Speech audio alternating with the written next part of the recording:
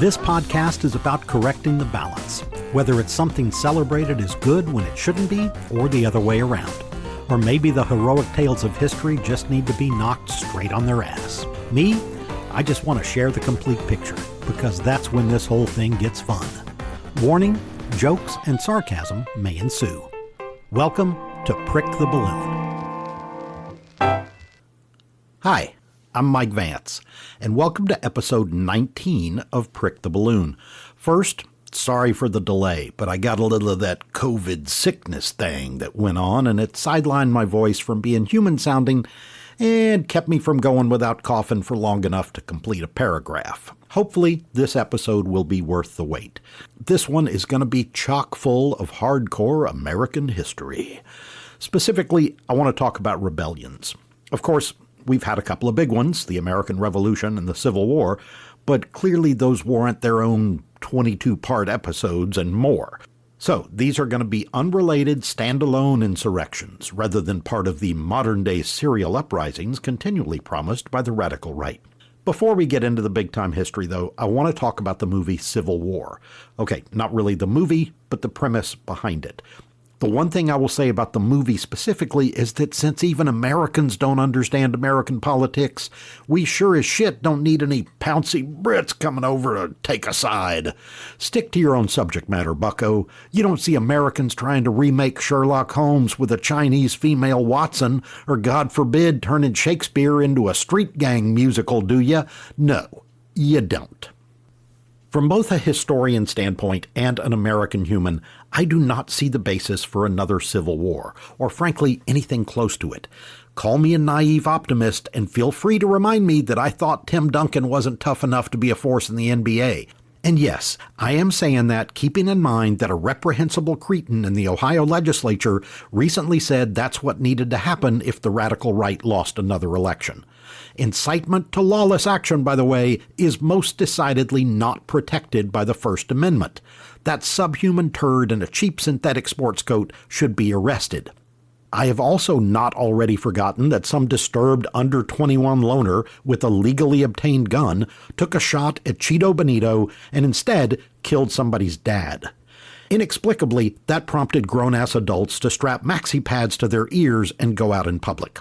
Look, one of the worst things we can do as a nation is to keep running around wringing our hands and screaming that the sky is falling. And to be clear, that is happening as much on the left as it is on the right. I got Facebook screamed at by a liberal friend who told me I just didn't have a clue how close we are to that questionably done movie becoming a reality. Oh. First off, not to mix my henny penny with the boy who cried wolf, but convincing yourself that you need to stockpile MREs in your laundry room is not serving a useful purpose. None. How will you possibly know what the real problems are when every political hangnail is a full-blown crisis? I used to work with someone like that. Every day was the new worst thing ever. Come to think of it, we've got one of those ignorant prima donnas on the national stage right now. It's the worst. It's never been this bad. No one has been persecuted like me. Only I can fix this. That's the orange goon. Don't be like the orange goon. It should be beneath you. Secondly, and most importantly, as a semi-observant human, I just do not believe the average American is remotely ready to start killing and then stepping over the bodies of their neighbors. I live in a rural area. Our community does not have a post office or a gas station. It is rural. And you would not be wrong to assume that most folks around me are conservatives. But how often does it come up in a conversation? Pretty much never.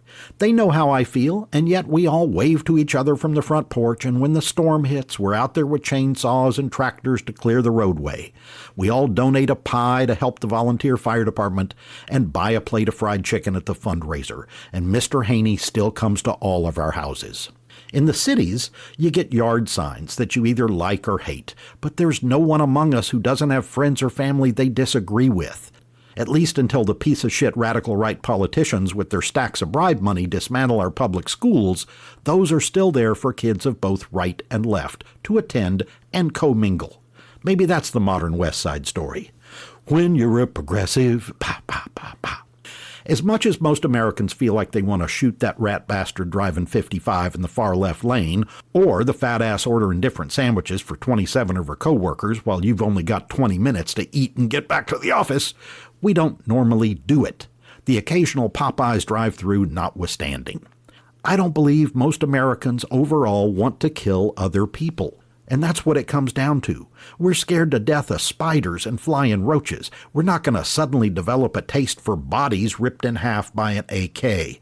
At least, that's my hope. So, everyone collectively chill a notch or two. On the history front, there have been times in our past, however, when a particular group of Americans believed strongly enough that they were the victims of injustice to take up arms. Now, first of all, let me point out that the arms they were taking up, just like the ones in existence when the Second Amendment was first contemplated, were primarily single-shot rifles that took between 30 seconds and a full minute to reload in the hands of even the most experienced marksman. You cannot possibly have a mass murder done by one guy with a single-shot rifle that takes a minute to load. No, you assholes, stand still! Give me a minute! Stop running! When automatic weapons came into the mix of these rebellions, it was invariably utilized solely on the part of the man, those fat cats who looked like Mr. Moneybags from Monopoly, who ordered their hired Pinkertons to shoot machine guns against striking workers at Blair Mountain or Ludlow, Colorado. And we're not going to spend time on labor rebellions either, since I did a whole episode 2, on that topic. Please go check that one out if you haven't already. It's stuff every American should know. Luckily, there are plenty of other interesting rebellions. Some of them have modern lessons, and some may just be cute, antiquated little mass murders. Let's see, shall we? I don't have time for an exhaustive list, but I want to do this in chronological order because we can all use more order in our lives. And dusting, and wiping down the countertops. That salmonella is a tricky son of a bitch. First up is Bacon's Rebellion. I wanted to start here because I love bacon. Is anything more of a comfort food than a good old BLT, hold the L and add O and C, with homegrown tomatoes, a good club sandwich maybe? Well, this rebellion has nothing to do with that, but damn it, now I've got to hit pause and go make a snack. Okay, I'm back. Bacon's Rebellion goes all the way back to 1676. It's the first uprising in the American colonies, and also the longest. And like what may or may not have happened in a cheap motel in Murfreesboro in 1983, it's complicated. It started over immigrants. Yep, the white English, totally illegal immigrants who moved into Virginia in great numbers starting at Jamestown in 1607. A bunch of my direct ancestors were among those. Lots of those pasty Brits were pouring into Virginia, though it was already populated with various native tribes of people who had been there for centuries. Virginia was the most populous of the American colonies, and gradually the Brits started moving west toward the Appalachian Mountains, having no clue how many meth labs and Cracker Barrels were already out there. To completely simplify things, in the eastern part of Virginia, where the capital was at Jamestown, and all these big tobacco plantations had been established for a couple generations, there were lots of newly wealthy planters, and that's who held all the power. They were pals of the royal governor, a dude named William Berkeley, who was a forerunner of Busby Berkeley, loved dances and elaborate show tunes. In turn, Berkeley had the backs of his rich cronies. You'll be surprised you're doing the French mistake. So, eastern Virginia is seeing fewer and fewer of the native Indian tribes the English have kicked out of their homes. But there were lots of Indians still living on the frontier, which at the time was pretty much Richmond, Virginia, and just to the west. Some of those tribes are deemed friendly. They're willing to trade with Whitey and largely get along. But others are like, fuck this, these pink boiled eel-eating bastards are living in my old house. With this as a backdrop, a planter named Thomas Matthew gets into some little snit with a tribe near where he claims his land, and they respond by trying to steal some of his livestock. But he catches them in the act of grabbing the sheepies, and he kills some of them. A group of colonial militia come out to back up Matthew, but they attack the friendly Susquehannock tribe instead, because one Indian looks like another, right? And that makes the Susquehannock mount more raids on the settlers. I thought you were my friend. Polly, they took my thumbs. God, I love that movie. In the midst of this steps a new arrival from England named Nathaniel Bacon. First off, he is a cousin of Governor Berkeley, and second, Bacon's daddy gave him a bunch of money and shipped him off to America because Nathaniel had been accused of trying to cheat a neighbor out of his inheritance. And since he happily hightailed it across the pond, he was probably guilty. So, Bacon is no high-minded role model. In spite of his past, Cousin Governor appoints Bacon to his official council. Bacon is a member of what by colonial standards passes for the gentry, but he appeals to the lower classes for his support, and the lower economic classes in Virginia had a shitload of valid complaints. These are either small landowners or indentured servants who were white Englishmen and other Brits who financed their move to the Americas by agreeing to work for a period of time, usually like 7 years, after which they became free citizens, presumably with better opportunities. But they are finding out that these opportunities are often non-existent bullshit. For starters, there are taxes. Coined money is in short supply on the frontier. It'll stay that way for 2 more centuries, so lots of trade is carried out with payment in a hogshead of tobacco. Now, that is not an actual head, and there are no hogs that are harmed in the making of this podcast, but that's what it was called. It was a big barrel or cask, and most likely got its name as a bastardization of the German or Dutch words for cask. Anyway, the taxes that the Crown and Governor Berkeley assessed on planters would have been like, you owe 3 hogsheads of tobacco. But because Virginia's economy was pretty much a one-trick pony, fluctuations in tobacco prices could make a huge difference in a farmer's livelihood. Just like when I talked about cotton in that episode on liberal Texas populists. This is coming from the same place. The big plantations can afford the tax, but the little dudes on the frontier cannot. And, like you see over and over, though they're really most pissed about the taxes and economic situation and everything else that goes with being poor or lower middle class, they fall for the old scapegoat ruse. Nathaniel Bacon gets these small farmers and indentured servants all stirred up by saying their whole problem is the fault of the Indians. If they could just take more of that land that the friendly Indians are living on, then they could become large planters too. And before they knew it, they'd be swimming in dough. And bacon, dough and bacon. Hang on, I need another snack. Damn it. Okay, Bacon, who is the self-proclaimed leader of this disgruntled faction, asked the Gov for a commission to form a militia and fight Indians. But Governor Berkeley, corrupt, elitist that he is still smart enough to know that not only have the Indians in his part of Virginia been vanquished already, he doesn't want to have to fight all of the tribes at one time. Having a bunch of friendly tribes is a great thing, and Berkeley says no to Bacon's request. But spoiled Bacon doesn't like being told no. So he forms a small militia of 50 men and starts fighting Indians anyway, including a friendly tribe called the Occaneechees. The Gov, in his big-ass wig and tight stocking garters, brands his cousin Bacon a rebel and charges him with treason. Bacon takes 50 of his motley men and marches on the colonial capital at Jamestown. He is promptly arrested and kicked off the governor's council. But instead of being put to death like anyone else in this situation would be, Berkeley just tells his cousin not to do it again. So Nathaniel Bacon says, "Great, then give me my commission." And Cousin Berkeley says, no, I just told you no. Well, Bacon declares himself, quote, "general by consent of the people," end quote, and said in his grand declaration that he was fighting against the corrupt Governor Berkeley and the Eastern Virginia elites. This time, Bacon comes back to Jamestown with 500 of these serfs and small farmers, and Cousin Gov has to flee.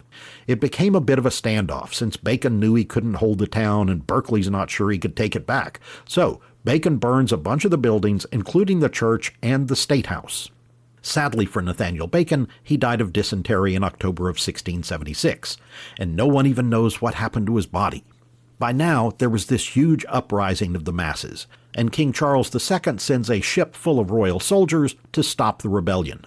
Since it took anywhere from 6 weeks to 2 or 3 months to cross the Atlantic each direction, the fighting is just raging on in Virginia during this entire time.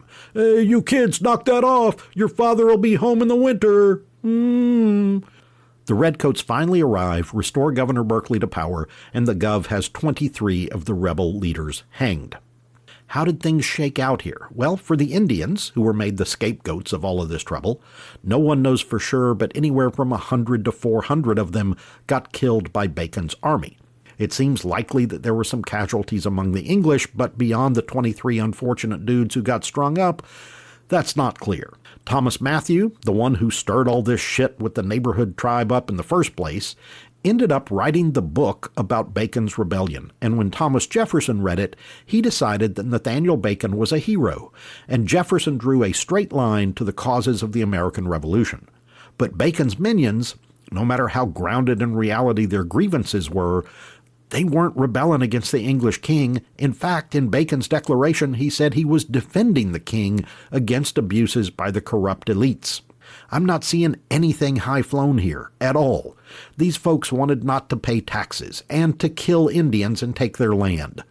There's nothing good there. The whole thing really comes down to Bacon getting pissed off that his cousin wouldn't sign off on his shenanigans. So for me, personally, I hate to say it, but William Berkeley was the guy saying, no, you can't go off and commit genocide. The lasting result of all of this was that the entire episode made the rich planters soil their semi-royal britches. They realized that if the small freeholders and the indentured servants and even the handful of enslaved blacks all banded together, they were toast. Berkeley said, quote, "How miserable that man is that governs a people when 6 part of 7 at least are poor, indebted, discontented, and armed." End quote. So the rich Virginians started phasing out the wholesale acceptance of white indentured servants and went all in on importing African slaves, people they could control much better. And instead of fighting their fellow whites, they merely scapegoated the Africans and made sure the poor whites saw them as somewhere beneath them.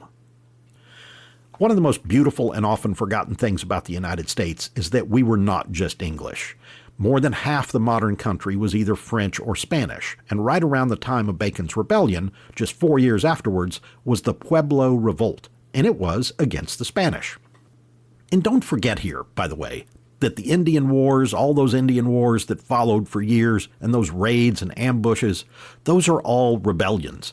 The tribes all knew pretty quickly they couldn't win, but pride made some of those people from some of the tribes keep fighting the bully, even if it was only the equivalent of pulling their valve stems or egging their cars. That might sound like some Don Quixote grand admirable gesture, but in reality it got the Indians killed in greater numbers than the bullying whites every damn time except Little Bighorn. So think of that next time you hear this babble about the next Civil War. There is no romance when you are dead. Eye for an eye leaves the whole world blind and all of that. Violence is never the answer, except for scorpions. Kill those little sons of bitches.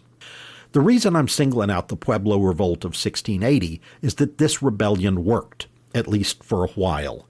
The Spanish had been coming into modern-day New Mexico since the 1540s with Coronado's Entrada. They had been attacking and trying to dominate the pueblos there for over a century. Soldiers, missionaries, settlers. The whole design of the Spanish, not just there but everywhere, they went out to make the indigenous people into good Spanish Catholics in hopes that one day they could be appointed to the Supreme Court. Not surprisingly, there were various revolts by the native Indians, and the Spanish got increasingly brutal in stopping them. Juan de Onate, the guy associated with the first real Thanksgiving in the U.S., put down a revolt at Acoma Pueblo in New Mexico in 1598, where he ordered every man over 25 years old to have his foot cut off. And then he took a few hundred women and children and enslaved them. So the Spanish were building some pretty negative street cred in the American Southwest. The missionaries, for all of this time, they were willing to tolerate at least some of the old religious practices of the Pueblo people as long as they at least tried to look a little bit Catholic. You know, play some bingo, man. It's like how some Santeria and the occasional chicken's foot still gets tossed in with Catholic rituals elsewhere. Well, there was a new priest in town about 1665, a dude named Alonso de Posada, and he put his foot down because, unlike the Indians that Onate caught up with, he still had one. Bada-boom! Friar Posada outlawed native Kachina dances, and he ordered all the masks and effigies to be rounded up and burned. And then he outlawed all the psychedelics that the Puebloans had been using. And without being able to chill and just do a little harmless tripping, these Pueblo people started getting pissed. Some of the civil and government officials tried to step in against the priests and missionaries and promptly found themselves branded with the Inquisition. And as every man, woman, and dog knows, nobody escapes the Spanish Inquisition. In the 1670s, the Spanish executed several tribal leaders in the center of Santa Fe and publicly whipped several others.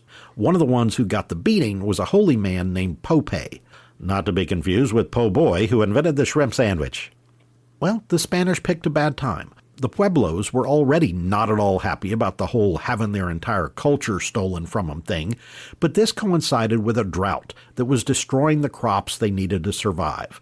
So Pope moved up to the Taos Pueblo and spent the next 5 years setting up a plan and getting 46 other Pueblos to buy in. He called for a rebellion. Pope had runners on foot go to all the different pueblos there in what's now northern New Mexico and get everyone signed on.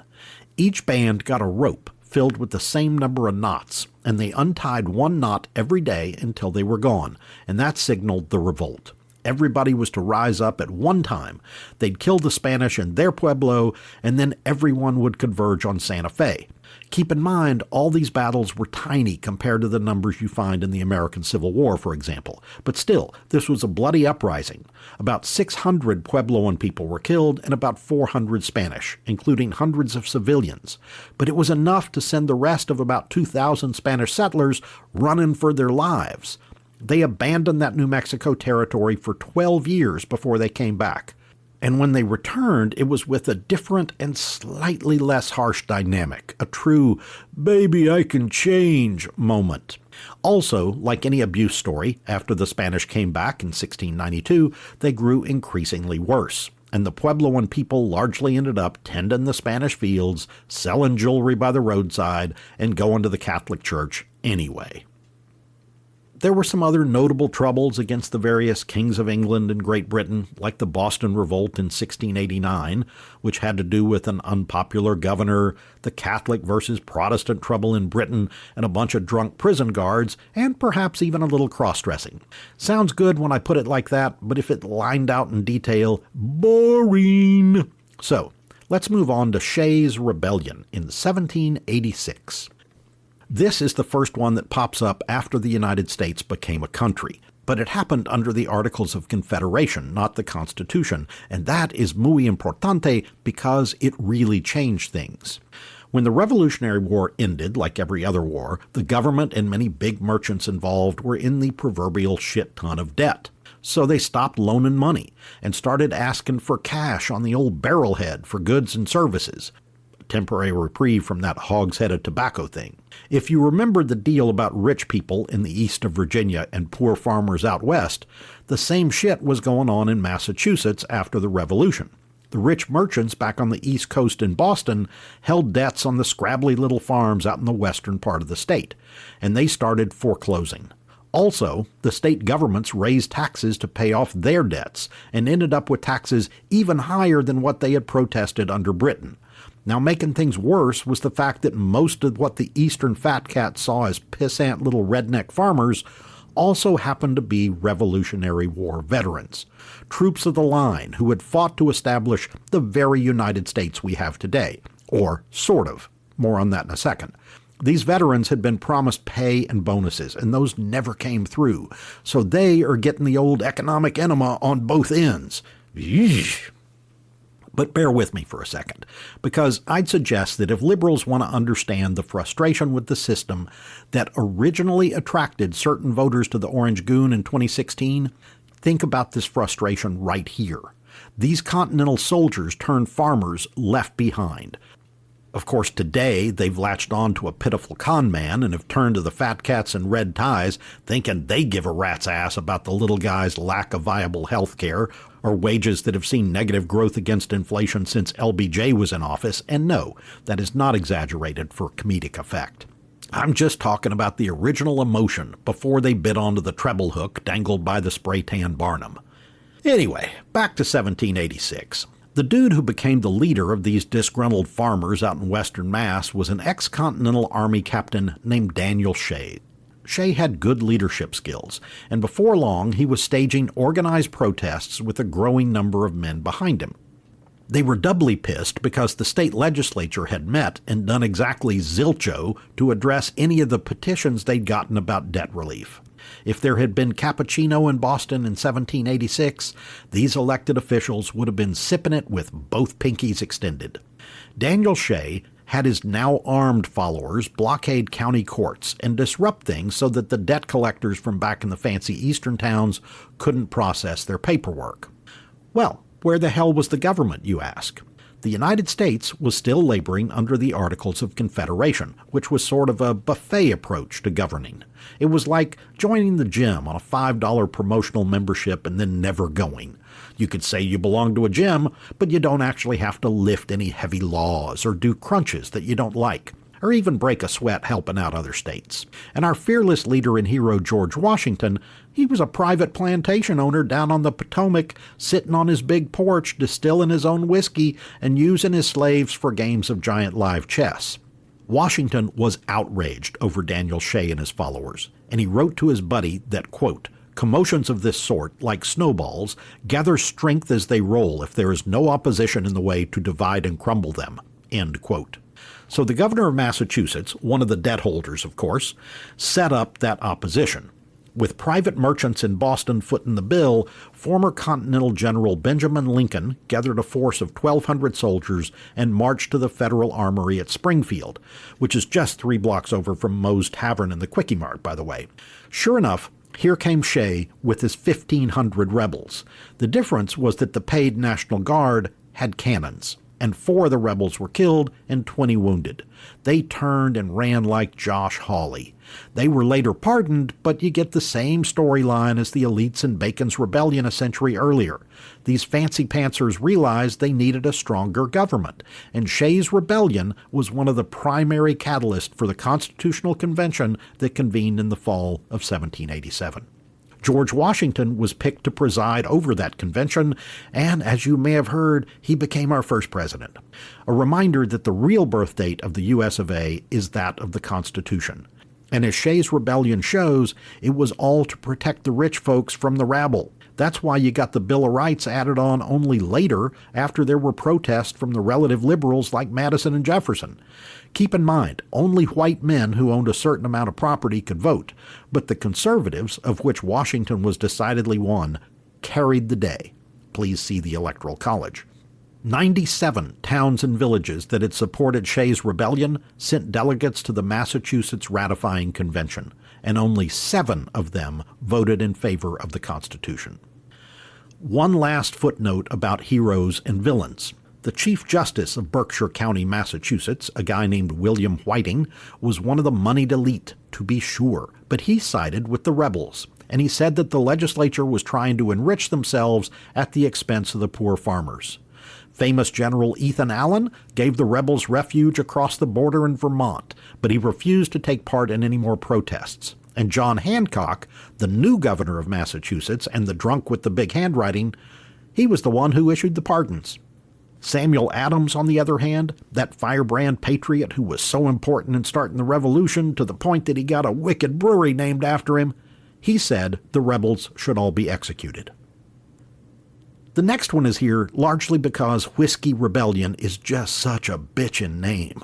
This one sounds like a damn good time, doesn't it?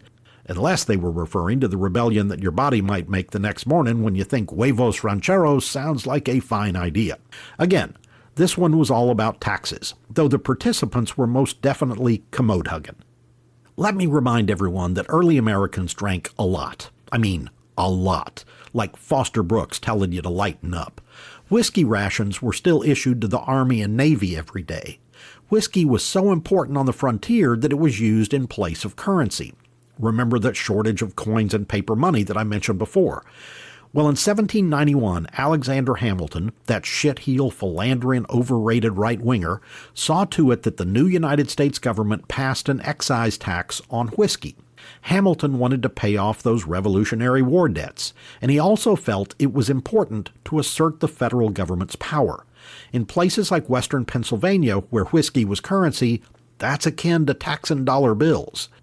Not only did those whiskey-making farmers out there refuse to pay the tax, they started to tar and feather the poor schmoes who came to collect it.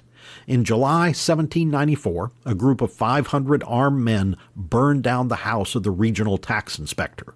Now that is lawlessness. You can't go burning down people's houses, just like the way to influence an election is most decidedly not to shoot some fat ass in the ear.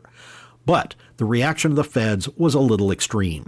President George Washington ordered 13,000 troops into western Pennsylvania.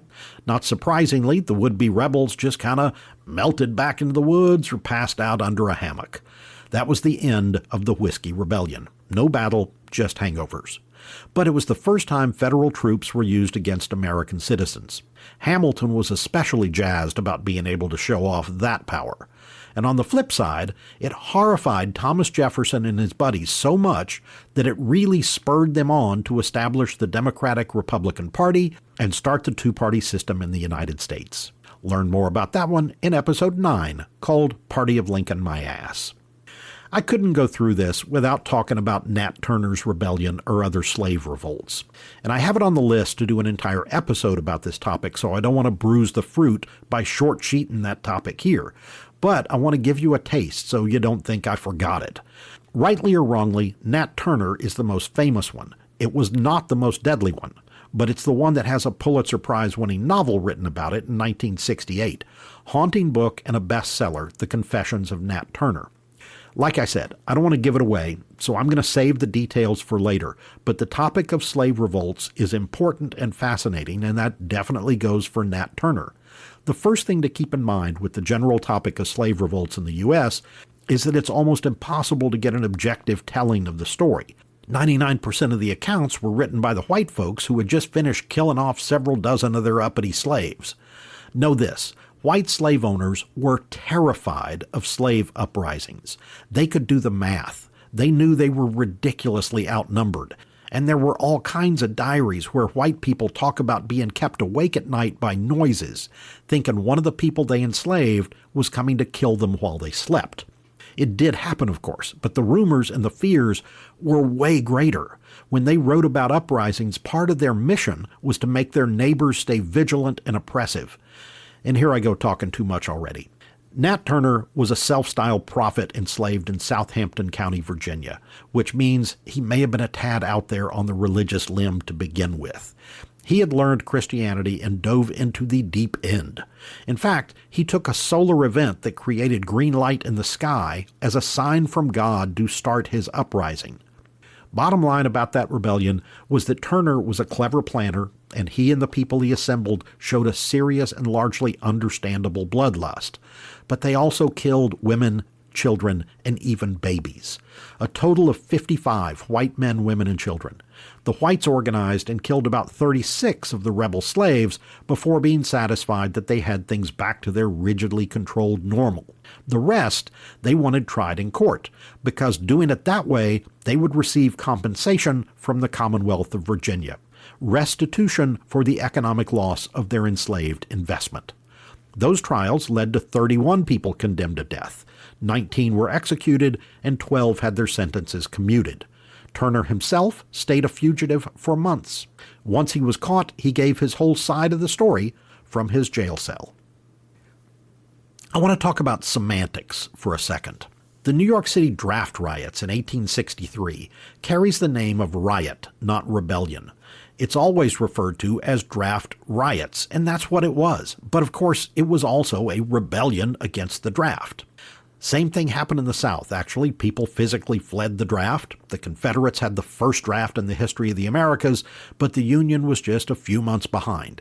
And while a ton of both Irish and German immigrants enlisted in the Union Army, and lots of Irish in the Confederate Army too, there were bunches of those immigrants who felt like, hey, this just ain't our fight. New York had the biggest collection of these immigrants. And though New York was solidly Northern, it also had the largest number of Southern sympathizers in the North, too. That included some newspapers, and they had been stirring the pot, telling these Irish and Germans who were doing the bottom-of-the-barrel jobs, like laborers and dock workers and street cleaners and congressmen, that if emancipation came, those former slaves would be taken all of their work. And if this sounds hauntingly familiar, yeah, in ironic reverse, it is the orange goon falsely claiming that immigrants are taking, quote, black jobs, end quote. a term which most American blacks are still trying to decipher. In other words, these New York papers were already driving that hateful racist wedge that the radical right currently has to change sheets over.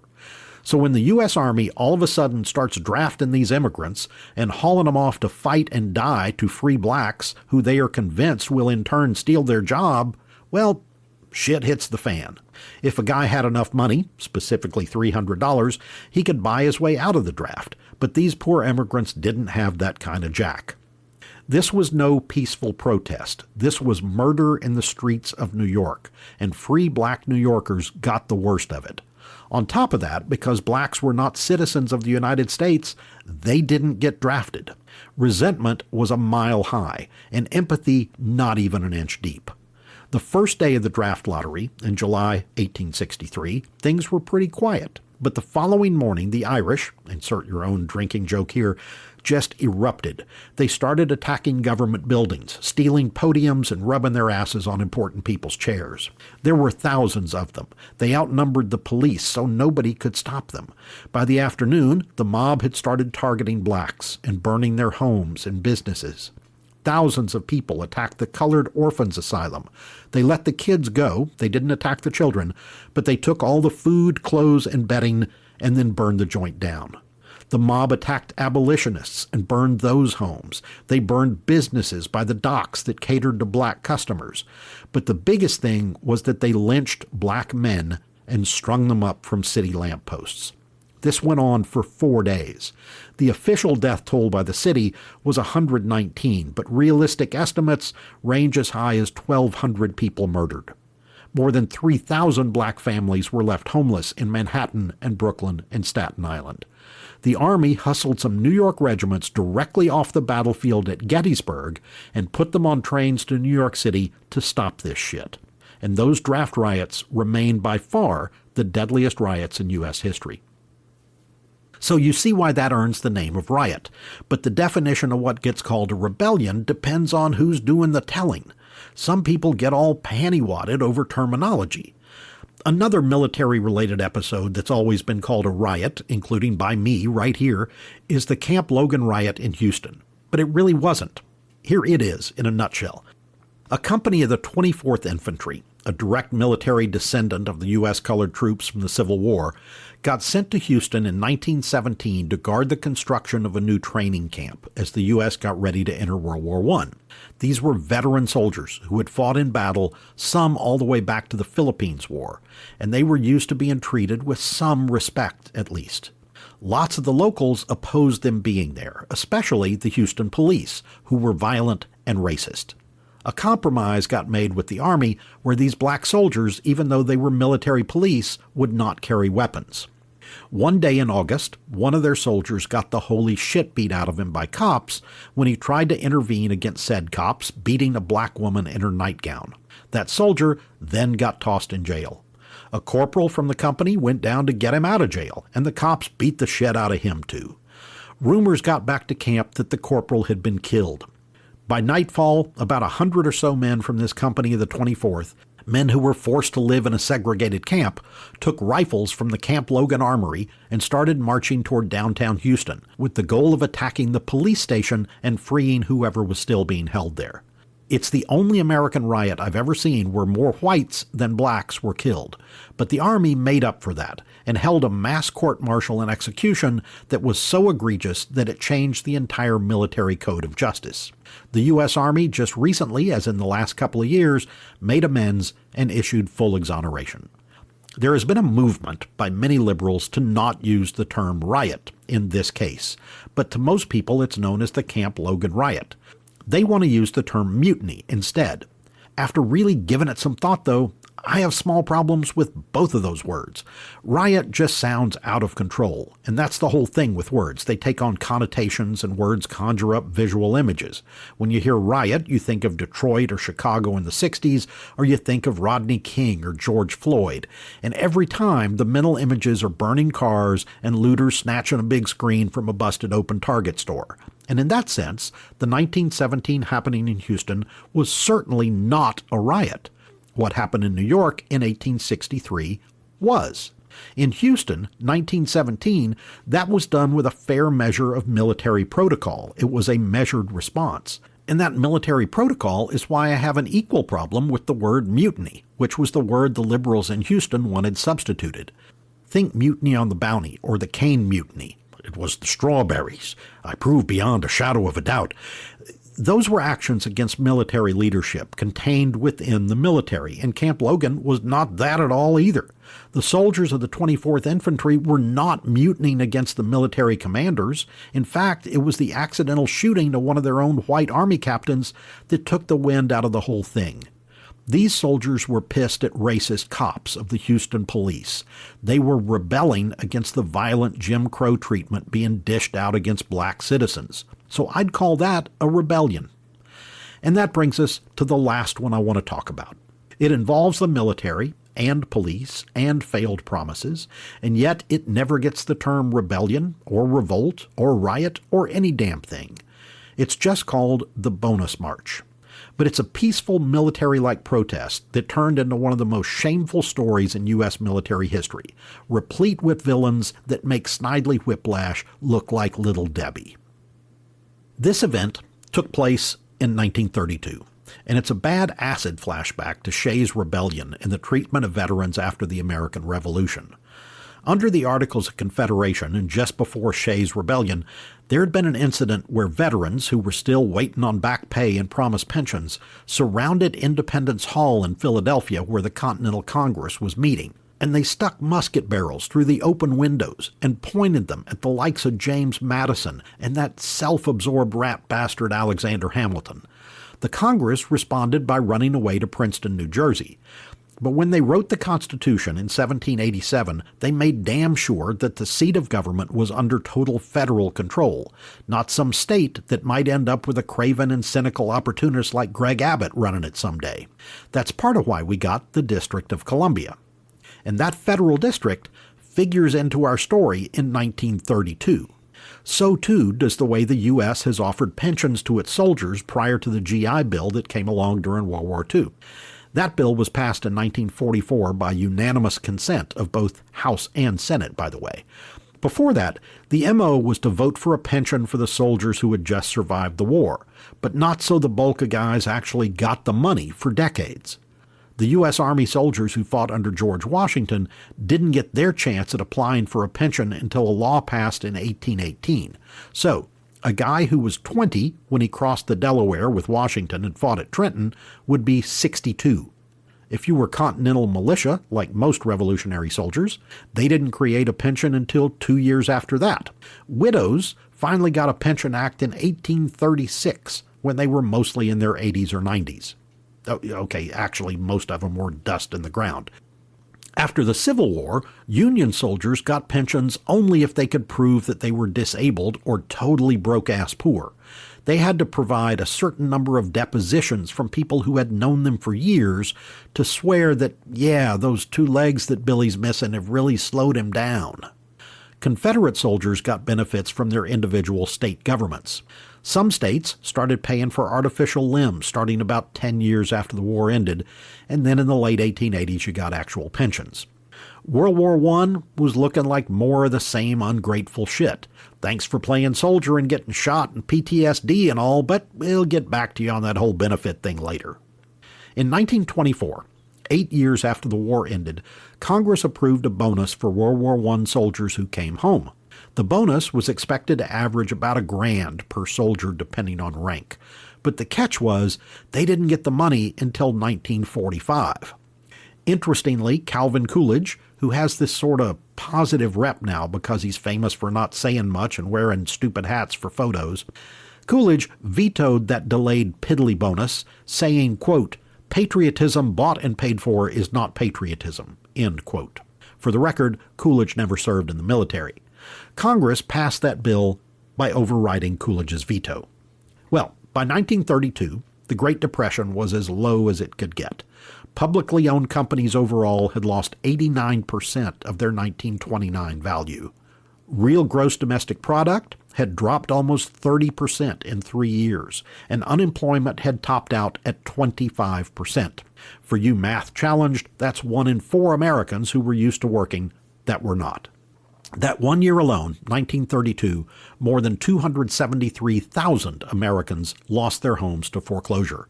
The population of the country was little more than a third of what it is now, by the way. A bunch of those unemployed were veterans of World War I, and they started thinking about that $1,000 bonus. That was enough to let some of them get housing for their families until they could get a job. The germ of that bonus army started in the hobo camps out west.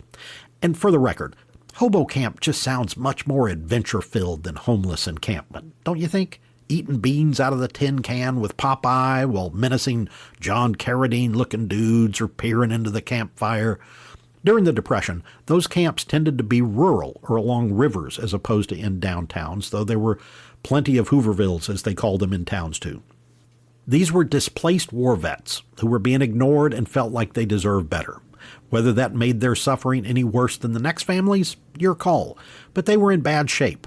And the Hoover administration, with Andrew Mellon as the Treasury Secretary, well, their policy was don't do shit or we might have to raise taxes, which will hurt us rich folks. The guy who emerged as the leader of the bonus marchers was a former Army sergeant named Walter Waters. He'd grown up in Central Oregon, served in the Army in France, and then popped around between odd jobs after the war. He was also this kind of charismatic dude who got people to follow him, and he liked the leadership role.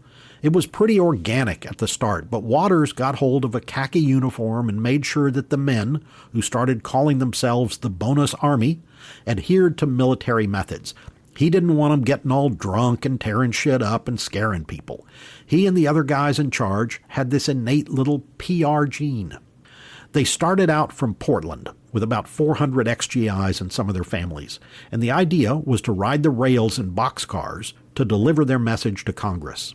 Some of the railroad men sympathized and let them go ahead, but other places cracked down with railroad bulls looking like Ernest Borgnine from Emperor of the North Pole, which I remember is a really good film, by the way, though I hadn't seen it since the days when Nixon was considered a total bad guy and as low as we could go. Pshaw, such naivete.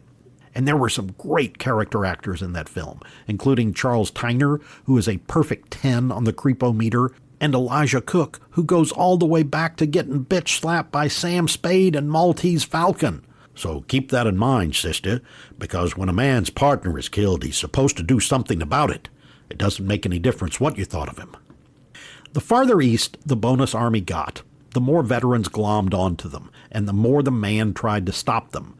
Governors in Indiana and elsewhere mobilized to keep them off the trains, so sometimes they had to walk. By the time they got to D.C., there were 15,000 of them, and another couple thousand came in once they set up camp. It was a completely spontaneous nationwide protest. Add in the families and supporters, and it was about 43,000 people who converged on the nation's capital and built a clean, well-organized, all-military-style campsite in Anacostia. They laid out streets, had a sanitation system and a police force, had a daily flag raising and parade, and called it Camp Marks after a friendly police captain. Herbert Hoover, who makes everyone's list of 10 worst presidents, refused to meet with them, but some congressmen did. Wright Patman, who I've mentioned before, was a young congressman from northeast Texas, and he wrote up a House bill to move up the date for paying the bonus. House leaders were against it, but Patman got it through.